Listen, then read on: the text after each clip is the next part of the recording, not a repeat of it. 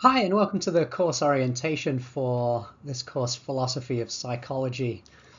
My name is Roger Foster, and I'm a philosophy professor at the Borough of Manhattan Community College. This course counts as a social science elective or a general elective in the psychology major, and it also counts as an elective in the philosophy major. So it's a joint course in philosophy slash psychology. And in this course orientation, I want to talk you through how the course is going to be organized. I want to talk you through the assignments and everything that's going to be expected of you and everything that you need to know to do well in this course. So let's jump in and talk about the course and how it's going to work. All right, so what we're going to try and do in the course is a kind of introduction to the core problems, the main problems in the philosophy of psychology. And this includes topics such as theories of mind, moral motivation and judgment, free will and responsibility, and also psychology in its social context. And we're also interested in the question, why did philosophy and psychology become separate disciplines from the 19th century onwards? For most of history, for most of Western history, they were part of the same discipline. Psychology was simply part of philosophy, and philosophy was closely related to theology for large parts of its history as well. So one of the things we want to do in this course is use the kind of theoretical insight of philosophy and the kind of more sort of pragmatic or empirical insight of psychology to illuminate and make sense of each other. And as we'll see, a lot of the problems that we're going to talk about, such as theories of mind, moral judgment and motivation, free will, etc., we need to draw on theoretical issues and sort of the way that we can sort of use theory to understand an idea like free will or a sort of a theory about the mind. And then we also want to be aware that we can use sort of more empirical methods to sort of test ideas, to sort of test the scope of a particular theory or idea, to see how it resonates, to find out how it sort of how it works in a particular context. So there's ways in which this sort of theory and the kind of more empirical approach of contemporary psychology, these things can illuminate each other in areas where we're talking about these common areas of concern. Theories of mind, what is a mind, how does it work, how is it related to the brain, and we can sort of talk about empirical and also theoretical ways of sort of investigating and approaching those questions. And we're also going to draw upon the social sciences more broadly, of which both philosophy and psychology are part, sort of understood as social sciences in many respects.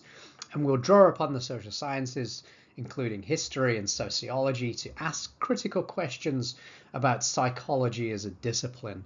How did it become what it is today? Why did it separate from philosophy in the 19th century? And what does that tell us about how psychology sees itself?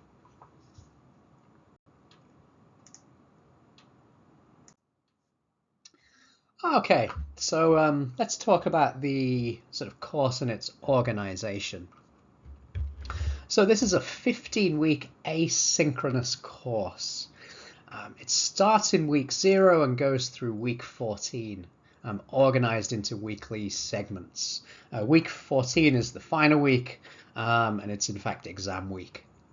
The work must be completed on a weekly basis. So there are weekly tasks that must be done, must be completed by the sort of deadline, and all the deadlines I'll show you shortly are in the course map. I'll show you where to find them. So to be successful in this class, you must be active and present and participating and doing assignments every week. So this is something I really want to stress, that this is a class. In other words, what we're doing here is sort of collective learning, including learning from each other. it's not a self-study module. So it's not the case that everybody's just doing their own thing and doing the assignments on their own. What's happening in this course is that we're working together every week to make sense of the material and to build on our learning. So asynchronous effectively means you can complete the work on your own schedule, provided you make all the weekly deadlines. So that's super important. You have some scope to view the lectures at a time that's convenient for you, and to do the weekly assignments at a time during the week that works for you. But you have to get them done during the week that they're actually due. And this course, because it's organized into weekly segments, there's work that must be completed every week.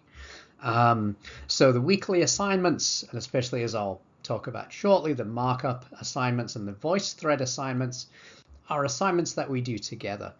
They represent what we could call the class learning portion of this class. Imagine if this was a classroom and we were meeting face to face, there would be a kind of class learning component. Well, that's partly what we're doing with the markup and the VoiceThread assignments. So we're a class, we're not just all here doing our own thing, and we're coming together to work on assignments every week. So to be successful, you have to be able to be active in this class every week. Now, I'm pleased to say that we will have a supplemental instructor in our class this semester. The role of the supplemental instructor is not to teach the class or take over the lectures or to have a role in teaching, but to supplement the teaching with workshops and studies and sort of reviews and revisions and preparation sessions. So our SI this year is Daria Riva, and I've worked with Daria before. She's excellent, and she knows the material for this class really well. So Daria will be hosting study sessions throughout the course, and you can reach out to Daria to talk about anything related to the course. Her info is here. You can see her email. You can reach her by phone. That info is also on the syllabus. Excuse me, and it'll be on Brightspace. We'll put it on Brightspace as well, and when Daria is hosting a session, you'll find the information there on Brightspace as well. And you can get points from attending the extra credit sessions. I'll show you the points breakdown a little later in this orientation. But there'll be points available for attending the study sessions and the review sessions and working with Daria during the semester.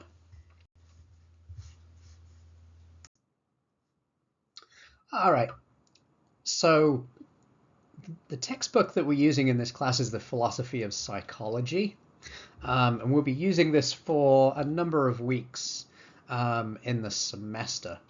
All of the readings that we'll use, I will make available on Blackboard. They will be uploaded to Blackboard as PDFs, and you can access them. You can access them on Blackboard.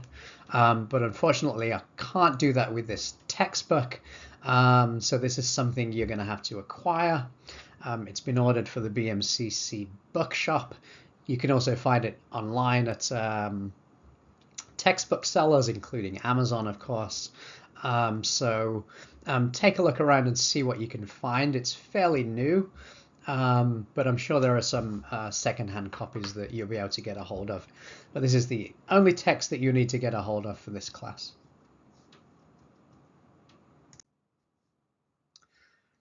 So there are usually 2 readings per week, and I would recommend reading a paper once to get a general idea, to get a sort of general sense of what it's about, and a second time to pick up the specific claims in the reading. What is it saying specifically? What are the claims that it makes? How can we sort of break those down and understand them? I'd encourage all of you as much as possible, take notes and mark the reading. Whether you read online or whether you sort of print out and read the reading as a printed copy, you can sort of mark it, you can highlight. I like to say you can interact with the text, because that's really what's key here. The more time you can spend working with the text, interacting with it, asking questions about it, looking for answers within it. The more you're going to get from it, and you're going to be in a better position to do the weekly assignments. So interact, take notes, highlight. The more you can do around the text, the more you will get from it. So put some time each week into the course readings and into trying to make sense of them.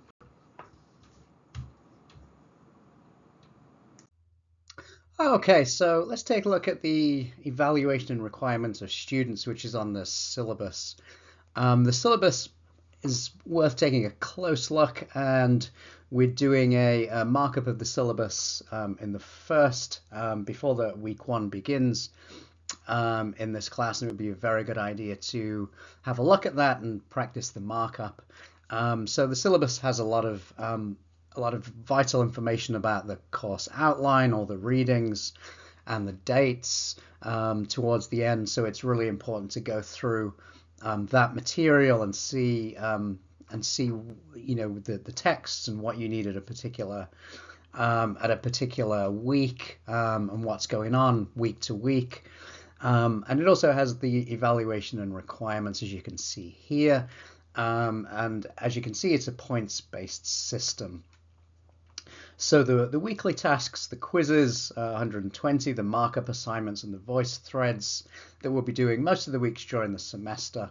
Quizzes 120, and the markups and the voice threads are 100 points. And then the writing assignments / essays, which are 280 points in total. The final exam is 100 points. And the supplemental instructor sessions with Daria, as I mentioned, she'll be doing sessions throughout the semester. They're worth 10 points per session, and there's 100 points maximum from attending those sessions. So the total points you can acquire during the semester is 800. You need 615 and above for an A. So you don't have to attend any of the SI sessions. You don't have to develop your writing assignments into an essay to get an A. Well, I'll talk about that in a little while. The way the assignments work.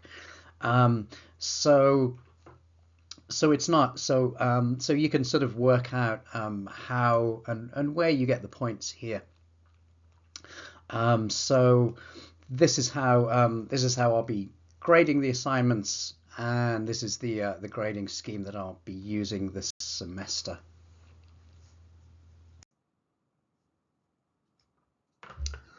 Okay, so the course map, again, like the syllabus, you'll find this on the left-hand side of the Blackboard site. When you log into Blackboard, you'll see the syllabus and the course map, and also the rubrics there, which I'll tell you about shortly.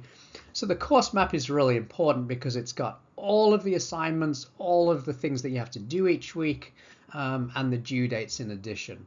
So you'll see the weeks and dates each week. You'll see the topic for that week. You'll see what readings are due. You'll see the video lectures. There's always a key concepts video lecture that is accompanying the texts, and watching the video and the texts will give you what you need to know in order to complete the assignments. And then the weekly assignments and tasks, the hypothesis and the voice thread assignments, and finally the quizzes, essays, and exams. So the sort of assessment-based assignments, they are you'll find the due dates for those here. So the course map is very important for getting oriented and finding the dates and finding out everything that you need to know on a weekly basis. So if ever you want to sort of check when something is due, make sure you have a look on the course map. And it usually tends to be pretty standard. Hypothesis markups are due on Thursday, voice threads on Friday, quizzes are due on Sunday at the end of the week. And the week runs from Monday until Sunday, and the next week starts the following Monday. Okay, so like I said, there are 5 particular assignments. There's the quizzes, the text or hypothesis markup assignments. Hypothesis is the name of the company that sort of makes this Blackboard add-on. So I often call them that, but they're basically text markup assignments. The VoiceThread assignments where you'll leave a voice note. The essays, 2 essays, and the final exam. So let's talk about each one of these in turn. Okay, so the quizzes are one of the weekly tasks, and they're usually due on the Sunday at the end of the week. So it's the last sort of task to be completed of the week. And in the quizzes, there are 10 questions, and they are multiple choice. They're true, false, occasionally fill in the blank, mostly multiple choice. 10 questions, and the quiz is worth 10 points. So there are 12 quizzes in total. So altogether, there are 120 points to be gained from doing the quizzes. And the quizzes are always based on the reading and the lectures for each week. So make sure you read thoroughly, make sure you get through the reading, make sure you take a close look at the lecture and take notes when you're going through the lecture, because a lot of that material will reappear on the quizzes. And do the other assignments as well, absorb as much as you can, and then you'll be ready to do the quiz at the end of the week. And the quiz is a timed exercise. It's 30 minutes. So you'll have 30 minutes to do the 10 multiple choice questions. So the markup assignments are another of the weekly assignments. Hypothesis is the name of the tool that we use on Blackboard to do these assignments. So they're called markup because basically you're going to be marking up a text. You'll be making comments, asking questions, highlighting the text as you do that. So there are 10 of these markup assignments, and they're worth 10 points each. So it's 100 points in total. And like the VoiceThreads, they must be completed on a weekly basis. So again, this is part of the classroom part of the course, where you're working with other students to understand a text. So it has to be completed on time, and it has to be completed in the week when it is due. There's no point going back later and doing these assignments because everybody's left the classroom. So it's important to stay up to date and to keep up to date and do these assignments, the markups, the VoiceThreads, and of course the quizzes on a weekly basis. So to get the points here, you'll do three things in particular. You'll write one substantial post, and here you'll be responding to a part of the text. So you'll highlight the part of the text you want to respond to. It could be a word, it could be a sentence, it could be a paragraph.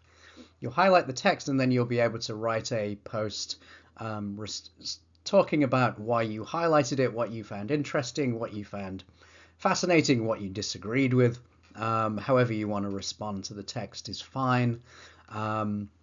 So that's what you'll do in the post. In another post, you'll ask a question about the text. Maybe there's something you're confused about. Maybe there's something you'd like to know more about. Maybe you're just curious about something. So whatever your question is, you'll pose a question in another post. And in a third post, you'll respond to a classmate. So here you want to say more than good point or well done. You want to be substantive about why you're responding and why you think this post merits a response. Maybe you agreed or disagreed with it. Maybe that you want to offer an example. So those are the three things: a response, a question, and a substantial post sort of talking about your response, whether that be critical, whether that be curious, or whatever. So as long as you do those three things and you do them on time, you'll get the 10 points for the assignment. And we'll do 10 of these over the course of the semester. Often the text will be the text that we are reading that particular week. So the markup will help you sort of get to grips with the text that we're reading, it's often the weekly text. So it's a good way of getting into the text, getting to know it. Bear in mind that sometimes the markup is only a portion of the text, so you still got to read the whole text. You still got to read the rest of it to be prepared for the quiz. But it's often a segment of the text that we are working on. So the markups are usually due on Thursday. So as long as you do those three things and you do them by the end of Thursday, you'll get the points for this assignment. And this is the rubric for the markup assignment. Again, you'll see this in Blackboard under the rubrics tab. And I've tried to give you a sense of how the points are sort of earned here. And there are three sort of criteria: the quality of the writing, does it have good style and voice? The incorporation of course themes, does it sort of incorporate some of the important course themes and use them to sort of make a point? Does it show understanding and insight? Insight into the course material, does it demonstrate understanding? Does it show that it knows what it's talking about with relation to the material? And also the effort that you put into the question and the reply to a classmate. So there's 5 points maximum there. Take a look at the rubric. Like I said, it's posted on Blackboard as well. And I think in the first few weeks, you'll get a sense of what I expect from in these assignments. The VoiceThread assignments are another weekly assignments we'll be doing. So most weeks we'll be doing the VoiceThread. There are 10 assignments altogether in the semester. And they're 10 points each, so each assignment is worth 10 points. So with the VoiceThread, there are 100 points in total throughout the semester. So the VoiceThread is part of the classroom component of the course, so it must be completed on a weekly basis. You have to do it at the same time as the other students because it's a collective exercise. You're responding to other students, you're listening to what they have to say, they're listening to what you have to say. So because it's a collective exercise, it must be done on time every week. And the deadline is usually the Friday. So at the end of the day on Friday is usually the deadline for the VoiceThread.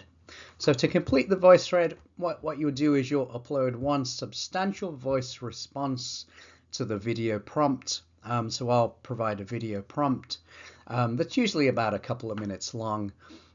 So you just go through that and listen to it, and then you'll upload a voice response, a voice prompt in response to my video. And the second thing you'll do to get the full points is to respond to a classmate and try to say something substantial about their post, what they said, make a substantial comment about the content rather than just a well done or a good point. Make sure you're specific about what you're saying. So as long as you do those two things, one substantial voice response and a response to a classmate, you'll get the points for these assignments. All right, so here's again the VoiceThread rubric. Again, this is under the rubrics tab. You'll see it in Blackboard. And the things that are important here for the VoiceThread are originality, comprehension, and clarity. So is there a unique perspective? Are you able to contribute something of your own to the discussion that represents your perspective? Does it show a good understanding of the relevant sort of concepts and ideas? How well does it understand the material? And thirdly, clarity. Are the ideas presented clearly? Does it sort of sharpen and enhance the points made, bringing out those ideas fully? So those are the things I'm looking for: some originality, good comprehension of the material and the task, and clarity in how the ideas are presented. And again, there's a split from 1 to 5 points, and once you start doing them, you'll see. I think you'll see what's expected pretty quickly. Okay, let's talk about the writing assignments slash essays. So over the course of the semester, you'll do 4 timed 1 hour writing assignments. And the first one we'll do after we've finished the ancient theories of the soul, and then we'll do another one after we've done the modern theories of the soul and dual process theory, and that'll be writing assignments 1 and 2. So writing assignments 1 and 2, and then writing assignments 3 and 4 are sort of thematically linked. And so there'll be sort of parts of the argument in writing assignment 1 and writing assignment 2, for example, and that you can sort of work on developing parts of the argument in those writing assignments. And then you have the option of developing those writing assignments into an essay for an extra 40 points. So writing assignments 1 and 2 you'll do as timed writing assignments, and then you can take those assignments and develop it into a formal essay. And for the essay, I'm not looking for you to do extra research to sort of to sort of bring extra findings to the table. I'm just looking for you to reformat your writing assignments and put them into the form of an essay where they sort of comprise a single argument about the topic. So in writing assignment 1, you'll be talking about ancient theories of the soul. For example, in writing assignment 2, you'll be writing about modern and contemporary theories of the soul, the dual process theory.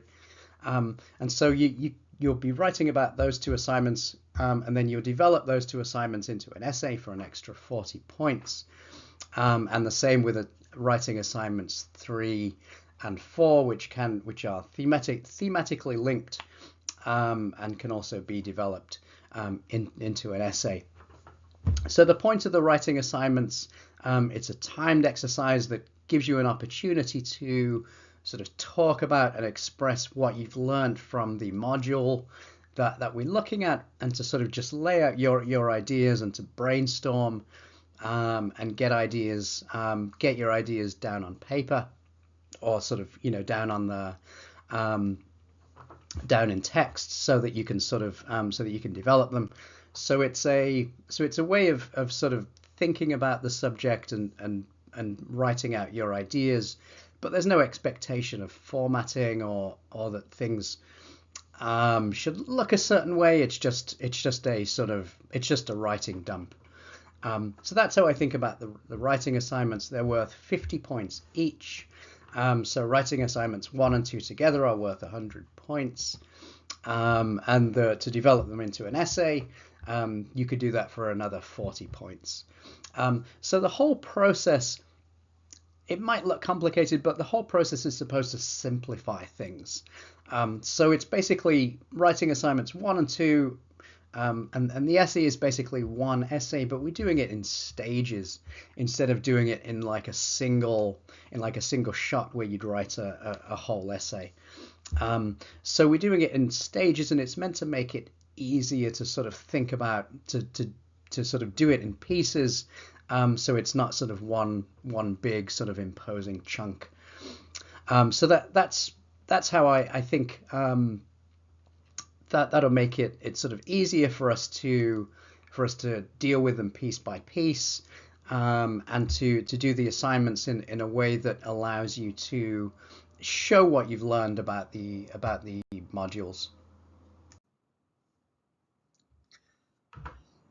Okay, so the final exam is a 2-hour timed exam taken at the end of the semester. It's not going to be designed as a memory test or a knowledge test, but it'll give you a chance to show what you have learned in the class. It'll be a response to an open-ended prompt that I'll give you, that'll give you a chance to sort of explore and show what you've learned. And I'll provide a final review sheet and a final review video prior to finals week. When we'll do the final exam. So later in the semester, you'll get I'll prepare you for the final with those things, and you'll have a good sense of what the final's about. Like I said, it's not a knowledge test. It's not a test of how many facts you've learned in the semester, but it'll give you a chance to show what you've learned and how you can sort of display that in the final.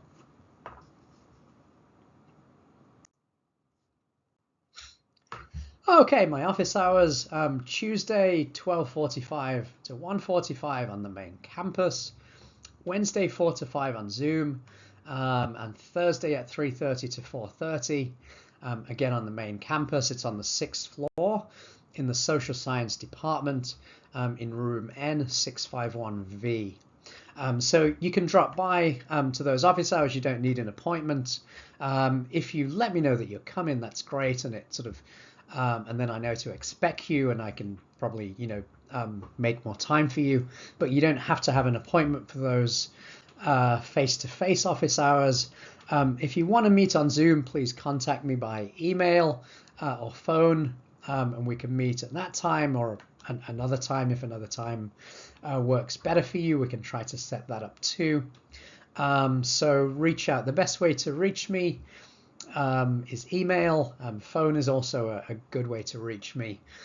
So if you need anything, office hours, email, and phone are the ways to reach out. And finally, good luck in the course. Like I said, reach out by email or office hours if you need something.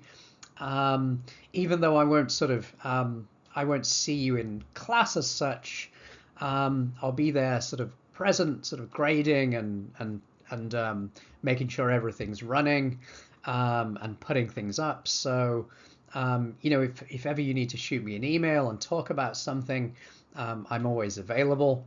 So good luck. I hope you have a good start to the semester. If there's anything you need, if you run into any problems, please reach out as soon as possible, and I'll help you as much as I can to get you on track. And I wish you a positive, a healthy, and a good semester where you have some good learning.